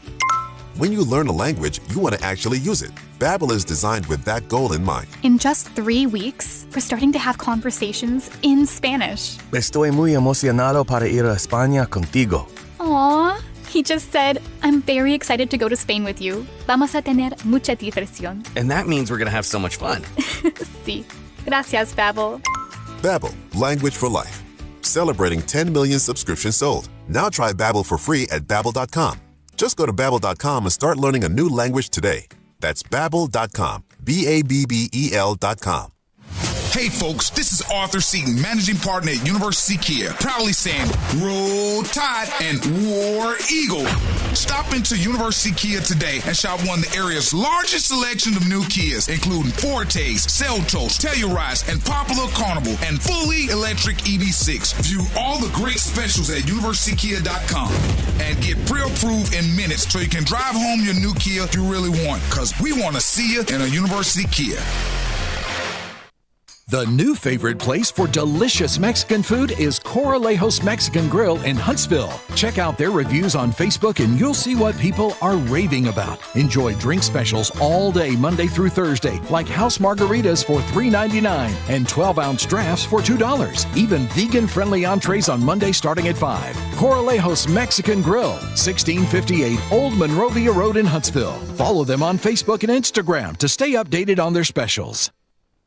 Are you tired of chasing a roofing contractor to show up on time, or even show up at all? I'm Sam Fleming with Fleming Roofing and Restoration.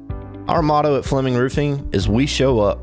Our goal at Fleming Roofing is to provide the reliable customer service that you deserve, and we have the resources to meet all of your roofing needs: residential, commercial, industrial, replacement, or repairs.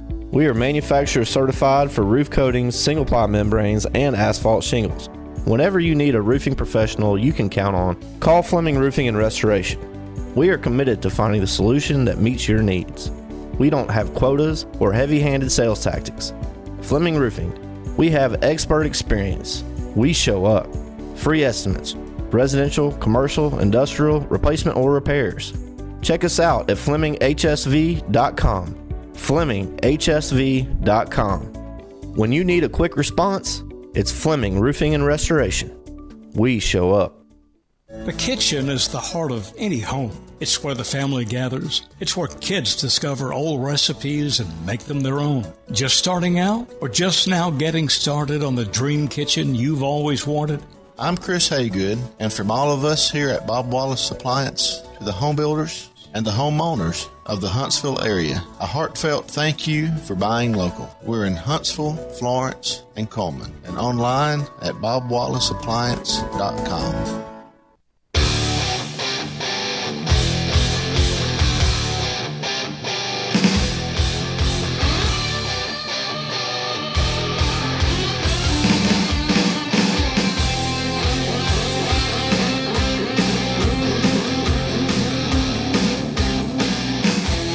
Welcome back. Talking Ball. 97.7 ESPN, The Zone. Scott Tyson, Drew DeArmond with you. Welcome back in. And, I got to thinking something when Travis, when we were talking about Alabama and Auburn. Yeah. And they're going to play on Wednesday. You got to go all the way back, he said, to Wimp and Sonny. Right. Back there. But, it's interesting about Bruce Pearl and Nate Oates. And a lot of people want to say that, it's about as close as you can come to Whip and Sonny. Both of them want to beat each other. There's no, because they want to win the games on the schedule, and it's a rivalry game, and they want to both win for each other. But you get a sense that both of them understand that if Alabama is good, Auburn understands if Alabama is good, that helps the conference and it means a lot to the rivalry. Alabama understands that if Auburn is good, it means a lot to the conference and it means a lot more to the rivalry. They want them both to succeed outside of playing each other because, one, it helps the conference, and two, it helps the rivalry.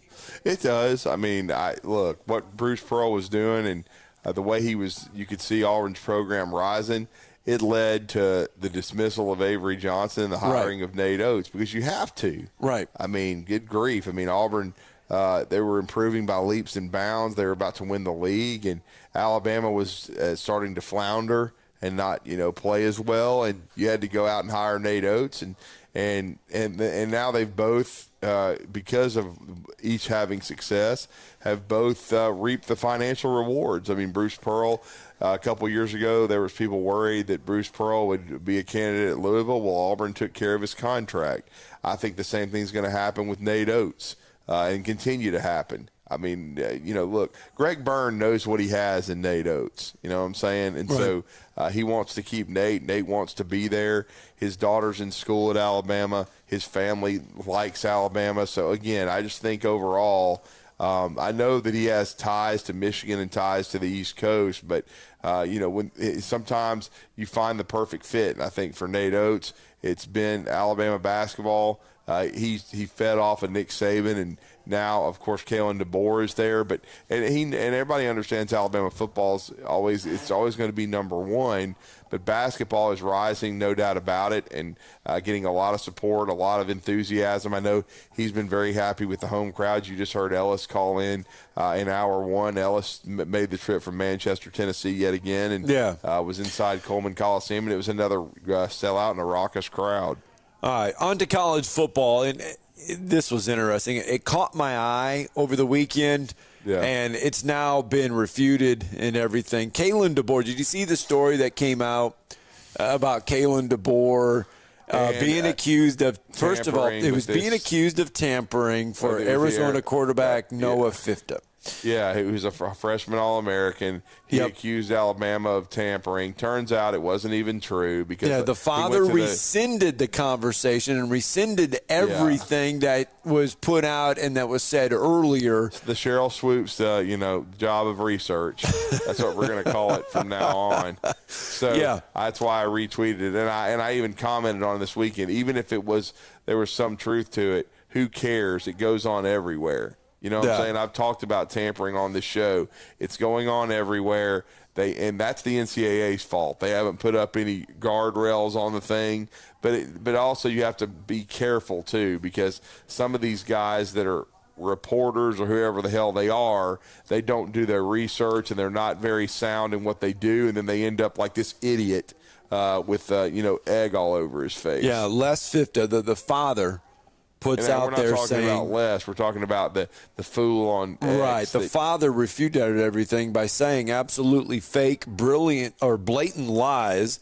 Yeah. Just the world we live in, I guess. Never have I spoken to Coach DeBoer or anybody from his camp. Crazy these dudes hound you to talk and then spit out crap like lies and views. Yeah, there you go. They're just trying to get clicks, man, trying to be relevant. Now the guy's saying he does it for a hobby, blah, blah, blah. You look like an idiot, man. Okay, that's just the bottom line. And that's why you have to be careful. That's why, there was a lot of things and rumors going around when Nick Saban retired that was reckless, in my opinion. A lot of reckless rumors that we didn't talk about on this show, just stupidity that people start trying to run with, and you just can't do it. Oh, my goodness. You're going to look like a village idiot if you do. All right. 256-576-4977. And unfortunately, there's a bunch of them where you could have a village. Well, Mike Griffith would be in it. It does take a village to get an idiot. Yeah. And every village has an idiot. Yeah. Did you gloss over the Senior Bowl on Saturday. Spencer Rattler named MVP. Yeah, I mean, Bo Nix played pretty good. I think he got off to a slow start, but had a good week of practice. We're going to talk to Corey LeBounty of WNSP Radio, and he does the afternoon drive there, and is very, very well versed in what's going on in the Port City and Mobile and the Senior Bowl. And I know they had blowout coverage of it. It's a huge event for them. Jim Nagy does a great job running the Senior Bowl. We've had him on this show before. And really the week of practice is what is the most important thing. I mean, it's about, the way you interview, the way you look in practice. I know Will Reichert had a good week, and I think he set himself up to potentially be drafted. Right.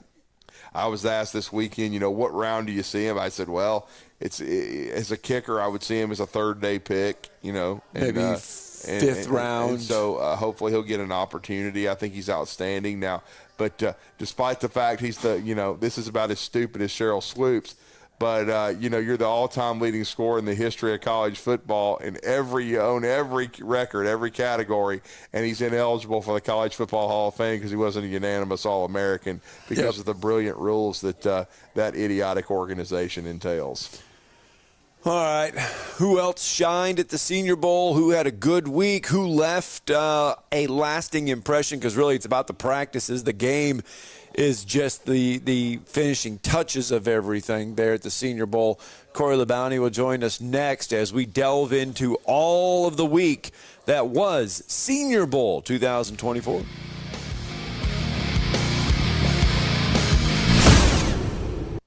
You're listening to Talkin' Ball on 97.7 ESPN The Zone. From the Fox 54 Weather Center, I'm meteorologist Emily Owen. For this Monday, expect a mostly cloudy start. Will gradually become sunny by the afternoon. High temperatures looking to top out in the low 60s for the afternoon. Heading into your Monday night, expect to sit under a clear sky. Low temperatures falling back down into the lower 30s for the overnight. I'm Fox 54 meteorologist Emily Owen on your home for ESPN Radio 97.7 ESPN The Zone. Got a couple of no-injury wrecks that should be moving. 31 in Huntsville Browns Ferry and East Limestone and Harvest. Madison Boulevard and Research Park reported as an injury type. Got Oakwood west of the Parkway, a bus involved. That one should be wrapping up. That one had kids on the bus, and they sent Himsey to check them out. 53 in Pulaski Pike should be moving. That one was an injury type. Do you know who to call when you need a heart doctor? You could write this name down now so you have it in the future. Dr. Randall Burns is at Huntsville Heart Specialist on Bob Wallace, where they have the expertise to care for all matters of the heart. Captain Eck in the Jordan Lane Popeyes Skywatch Traffic Center.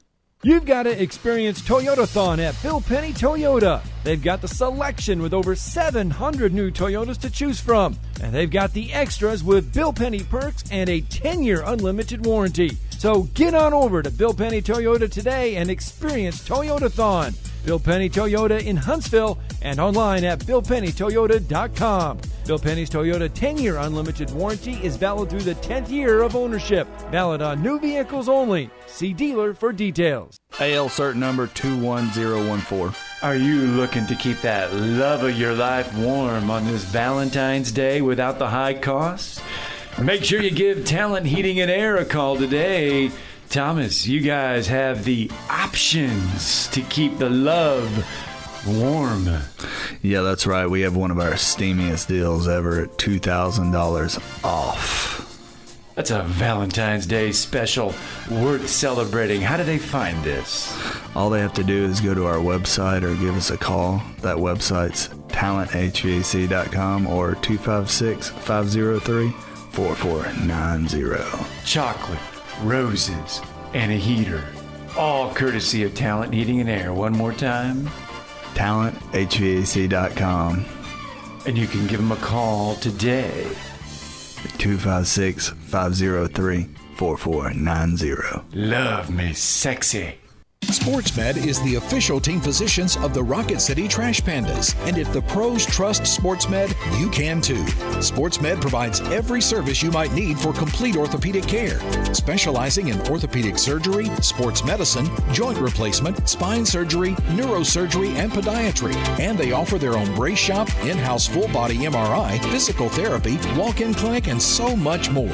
4 locations and on the web at sportsmedalabama.com. The best in local sports talk from the 256. We are local. When you're number one, you don't have to worry. We are award-winning. Thank you for listening. 97.7 ESPN The Zone. You'll be set for life. Thomas, that commercial was all one take. Oh, Lord. Actually, it took us a couple times because we were laughing so hard to get through it. Paid a little homage to Will Ferrell there. There we go. Love me sexy. We've got to talk a little bit about the Senior Bowl. It is the greatest. There is not another job interview process that you go through like the Senior Bowl. Yeah. It is literally what you do to impress the NFL coaches, the NFL brass, the NFL executives, everybody that's on hand in Mobile. You get 4 days of practice, Tuesday, Wednesday, Thursday, Friday, maybe only really 3 days of practice, but then you get the game on Saturday. The game is just the final curtain call. That's where you go out and you can maybe impress a little bit, but it's the practices really in Mobile that can work your name up or down an NFL draft board. Yeah, no question about it. You can work your way up with a great week of practice. It's probably, for the city of Mobile, they put on such a great, event. It's probably the biggest each year for them. And Jim Nagy and his staff spend so much time and lay out the red carpet for all these teams. And, it was another great week in Mobile at the Senior Bowl. And we're going to recap that with our next guest. And you can hear him from 3 to 6. And I've been honored to be a part of that show many times on WNSP radio in the city of Mobile from 3 to 6 Monday through Friday. And it's called The Final Drive with Corey LeBounty. And Corey's been kind enough to join us on the Neighbors Wealth Management Hotline and recap a little bit of the Senior Bowl buzz. Corey, man, I hope you've had a great weekend in Mobile, of course, following the Senior Bowl. And again, congratulations on the success with your show, but it's always great to catch up. How you doing this morning, man? Drew, I'm super duper blessed by the best, and I appreciate you guys for having me this morning. And you're absolutely right. What the Senior Bowl means to Mobile, Alabama, they celebrated the 75th anniversary of the recent Senior Bowl this year. 74 of those in Mobile. The first year was in Jacksonville, Florida, and they also were able to honor some of the legends of the Senior Bowl. The last 25, of course, they celebrated the 50th, and the last 25 years worth of players that included former Alabama greats Cornelius Biscuit Bennett and Sean Alexander made their way on down to Mobile and were here to be honored at halftime and at a banquet on Friday. So the tradition and the names of the game was kind of like the icing on the cake, bringing in 18 legends that were actually there at the game and at the banquet. A lot of gold jackets and Hall of Famers were there on the sidelines on Saturday at the game. But it's just a tremendous tradition. And, guys, I'll tell you this. I've been going to the game almost 40 years of my life, and I can't recall a game that had better weather the entire week, Monday all the way up until game day. And really, when the game ended, there was not a single drop of rain. All the media and reporters had sunburn. There was so much heat and sunshine in Mobile, Alabama in January. So it's just a great week for the players and executive general managers and everyone who partook in the 75th anniversary. So is this the second or third year since they moved it out of Ladd Peebles? We started that COVID year in 2020, which was an awkward year to go ahead and have it at Hancock Whitney Stadium. And it's kind of a 50-50 split. You'll have a lot of people that are disappointed that it moved from Ladd Peebles Stadium, historic Ladd Peebles Stadium right there in the community of Maysville, where tailgate went on all day long, to the part of South Alabama's new campus and stadium there, to where there's not as much tailgating from a community standpoint, but a beautiful state-of-the-art facility there that I know the players and a lot of the general managers and coaches enjoy as well. No question. And the game MVP, which can portend some success because guys like Justin Herbert have been the MVP as he was back in that COVID year of 2020. But Spencer Rattler, a guy that Scott and I had a chance to talk to in Nashville, who had kind of a star-crossed career. He started out at Oklahoma, was considered a Heisman front runner, lost his job to Caleb Williams, who may end up being the first pick of the draft now that he transferred to USC. But, of course, we know Rattler ended up at the other USC, the USC East, as we like to call him, South Carolina.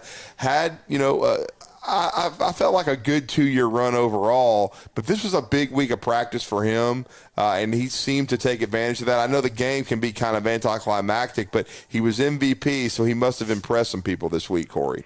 He did. Not only did he have an outstanding 2 series is what he was able to play, he showed that his elusiveness, he didn't do anything really to hurt his draft stock. Didn't throw a lot of interceptions, didn't have a lot of fumbles, didn't have a lot of incompletion. So we saw his versatility, and, South Carolina wasn't an elite SEC program this year. And, his junior year or last year before, he had a better opportunity to show all of his full weapons, but he definitely capitalized for the game and took home that crystal jug full of Reese's. And I think if you had to find a quarterback that really increased his stock, it had to be him, because Michael Penix Jr., of course, everybody knows Michael Penix Jr. He had a great week, but didn't participate in the game, which put more pressure on Sam Hartman, who didn't have a great game. And I think that quarterback, there were 7 available quarterbacks, but for the game, there were only 4 that played. And that's an opportunity to shine from a game day situation, because every rep throughout the week, it's so hard when you have 4 or 5 guys, one position, battling for reps. And when you get as many reps as Sam Hartman did in the game, because Penix opted out, it gives you an opportunity to shine a little bit more. What about Bo Nix? What kind of week did Bo Nix have returning back to the state of Alabama? Good Bo and bad Bo is what you saw. Auburn fans can probably relate to that. Still loving his Auburn ties there, is evident when he was on the jumbo screen at the basketball game a month ago. But I think Bo Nix had an up-and-down week. There were some throws that he did not make. There were some throws he did make in the game. He played a couple of series, went 4 out of 5, and had a touchdown. And I think he's one of those most intriguing guys to where Bo Nix, to me, can definitely get into the NFL. Now, how long he's going to play, his tape speaks for itself. His completion percentage speaks for itself in his time at Oregon. But this week, he didn't have a spectacular, we're going to move him into the first round type of week. Yeah, and then I know last year's MVP was Jake Haener, who played at Fresno State for Kalen DeBoer. And as you said, Michael Penix, who had 2 unbelievable years under DeBoer before he comes to the University of Alabama to take over for Nick Saban. Penix, as you said, opted out of the game, but he came into the week probably with a good shot at being a first-round guy. As far as the people you talked to, Corey, and being around practice, how was the week overall for Penix? Oh, it was great. It was hands-on with Penix Jr. For those that didn't have an opportunity to really get a chance to know him during the season at Washington and really came to the forefront making that Heisman Trophy push. I think that having all the NFL teams here to get a chance to see how he handles interviews, see how he handles pressure one-on-ones in the drills, how he handles the type of throws the coaches put him in from a practice situation. He definitely moved up a lot of draft boards, and again, he's a lefty quarterback, so that's always intriguing as well. So Penix Jr. definitely, to me, helped his stock this week throughout the entire process here at the Reese's Senior Bowl.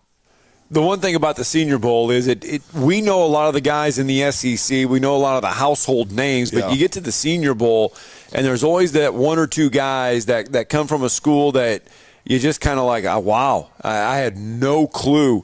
Corey, on the top of your head, did you know anyone? I mean, was there anyone like that came through this year and you were just like, wow, had no idea about this kid? Yeah, I think one that you'll hear on the first day, probably within the first 15 picks, is going to be from Toledo and Jaquan Mitchell, a cornerback. He really had an outstanding and phenomenal week. And when we had an opportunity to talk with him on our show, he said, listen, coming from Toledo, I take this competition serious in regards to a chip on my shoulder.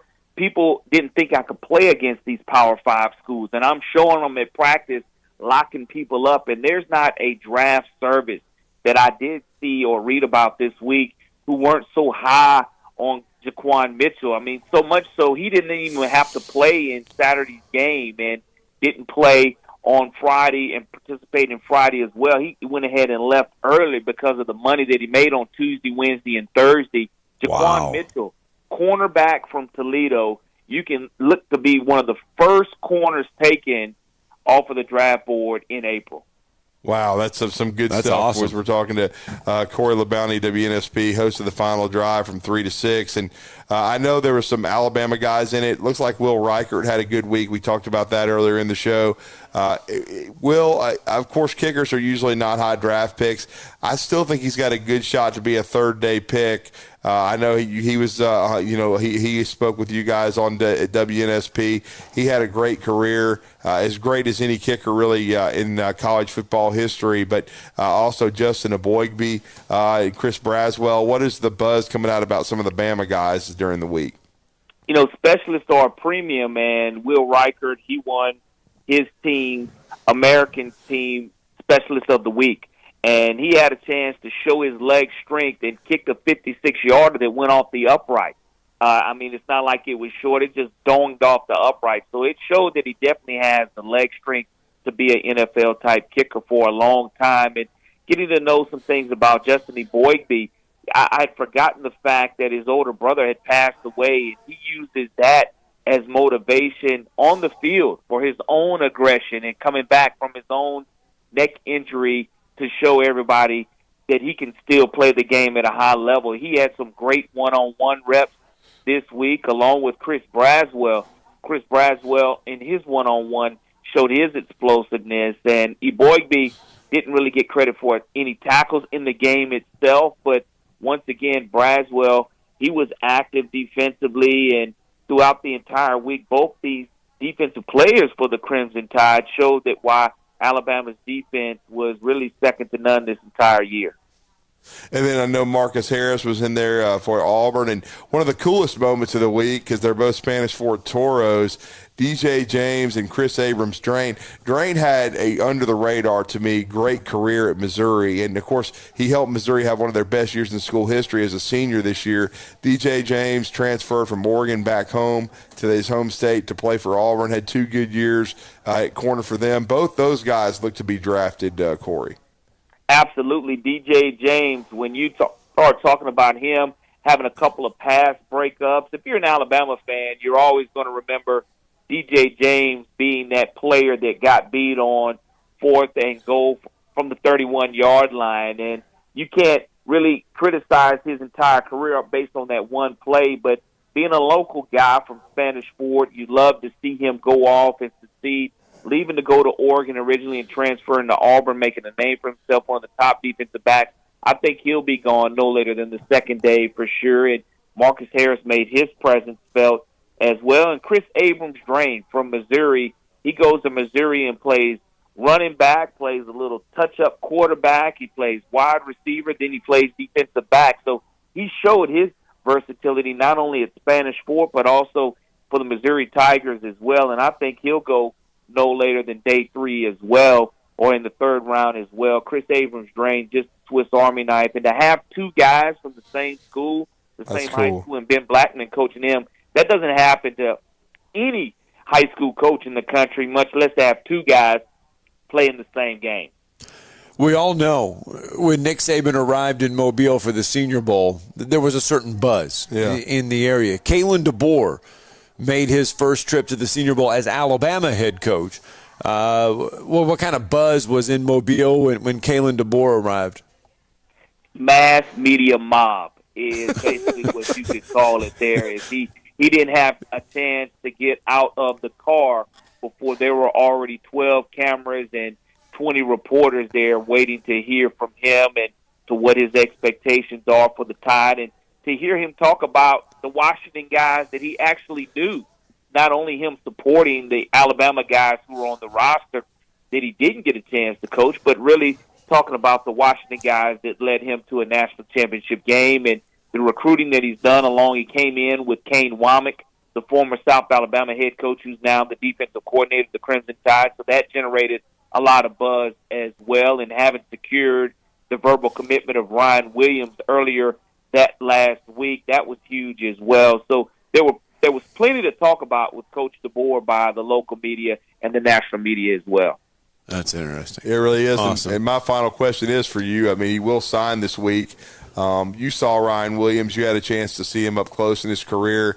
I got to see him a little bit, but you got to follow his entire what was a quick 3 years at Saraland High School, and he elevated that program. They win a state title. They play in another state championship game. How special can he be at Alabama, Corey? Throughout the Alabama Sports Writers Association history, never a back-to-back winner of Mr. Football, and he won it as a 15-year-old. He turns around and wins it as a 16-year-old. Now, as he continues to mature body-wise, physically, mentally, he already understands the schematics of the game, and that's one of the reasons he committed to Coach DeBoer is because of his offensive schematics. But this young man is the most electric football player I have ever seen in high school football, and that goes back to my time watching the Deuce David Palmer, along with, you look at people like Julio Jones coming from Foley down here, just being one of the freakish athletes with his size and stature. But Ryan Williams, the most electric football player that I've ever seen lace up the cleats in the state of Alabama, is evident in back-to-back Mr. Football winners. Wow, that's some strong stuff from Corey LeBounty. Corey, man, we appreciate the time and the look back at the Senior Bowl. Some great intel, some great stuff. Let everybody know how to follow you, and I know your show should be a great one, the final drive from 3 to 6 later today. But appreciate it, and let everybody know how to follow you, my friend. Appreciate it, Drew. You can follow me at CA LeBounty on X. At CA LeBounty is how you can follow, and you can always tune in to WNSP on our free downloadable Sound of Mobile app, and you can download that to any Android or Apple device you may have, and that's at CA LeBounty on X. Thank you, sir. Thanks, Corey. Appreciate you guys. All right, let's get that final break in. Tomorrow's headline is going to wrap us up live from Bill Penny Toyota. Next. You're listening to Talkin' Ball on 97.7 ESPN, The Zone.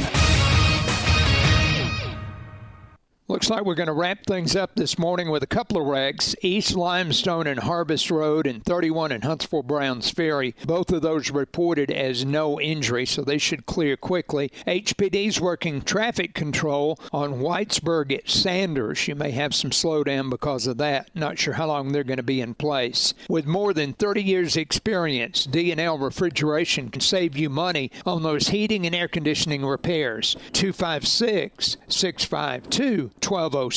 State license 08091. Captain Nick in the 72 and Jeff, Popeye Skywatch Traffic Center.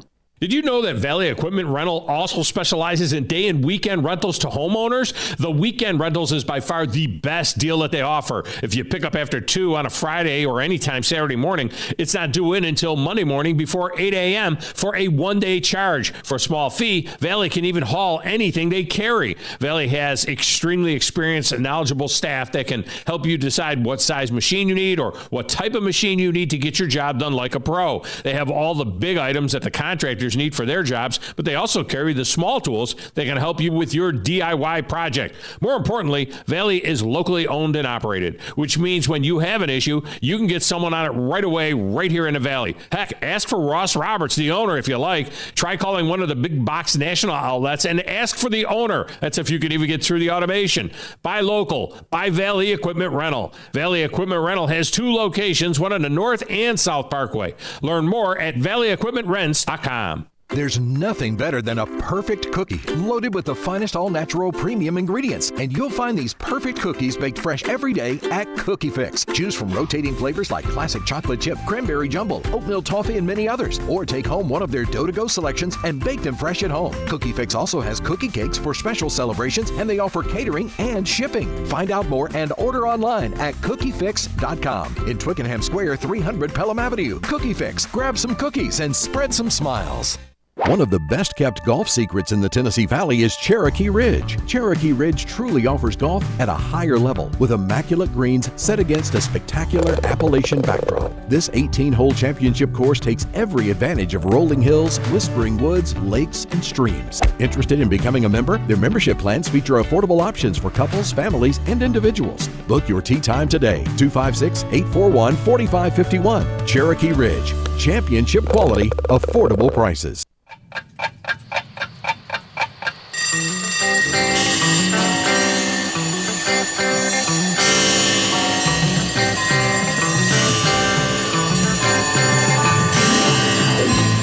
It's time for tomorrow's headlines today with Scott Tyson and Drew DeArmond on 97.7 ESPN The Zone. Welcome back. Talking Ball, 97.7 ESPN The Zone. Scott Tyson, Drew DeArmond. We are live. Bill Penny Toyota. Monday through Friday, 7 a.m. to 7 p.m. Saturday, 7 a.m. to 5. They can service your vehicle here at Bill Penny Toyota. And if you're looking for your tomorrow's headlines today, we start the week. It is area play for high school basketball. Already had some on the weekend. Yeah, several teams already moving a step closer to an area championship. Now, here's the thing. All you got to do is win one of your area games, and you're guaranteed 2 more games. That's just how it works here in the state of Alabama. 7A will get started this week. A lot of 6A, 5A, 4A, 3A, 2A, 1A games over the weekend. A lot of games being played over the weekends. Yeah, no question. And, of course, our cohorts, the Bandy Man and John Abraham, they will have the morning blitz after us, but they did the Buckhorn game, Buckhorn facing Mae Jemison. And it was a drop-dead game. You have to win. I mean, that first-round area game is the one where there's the most pressure. The Bucks get it done. The defending 6A state champs, 60-51. Then I believe 57-50, Lee takes care of Hazel Green. So the Lee Generals under Greg Brown will take on those Buckhorn Bucks. So that'll be a heck of a matchup. I think that's on Tuesday. So that'll be over at Buckhorn High School, and I'm sure Bailey and John are going to have that matchup for you. And then the Huntsville Crimson Panthers, they're going to take the floor against the Sparkman Senators on Tuesday. That'll be at 6 at Huntsville High. And then the game at 7:30 thereafter will be Grissom and of course, the Albertville Aggies. Tonight, Athens and Columbia will meet in boys action. They will await. They get the winner. They get Muscle Shoals. That's only a three-team area there. Class 6A Area 14, Hartselle and Decatur. They will play. They will take on Coleman. That is another three-team area there. So Madison Academy's boys, same way. They're going to host it. They will get the winner of Ardmore and East Limestone in a three-team area. Fort Payne will host Oxford. Fort Payne having a good year. Remember Robbie Coker. Yep, Robbie Coker moving from Plainview to Fort Payne. We'll run down more area scores and area rundowns over the next 2 or 3 days. We've got a lot to get to. It's Talking Ball live from Bill Penny Toyota. We'll see you back tomorrow.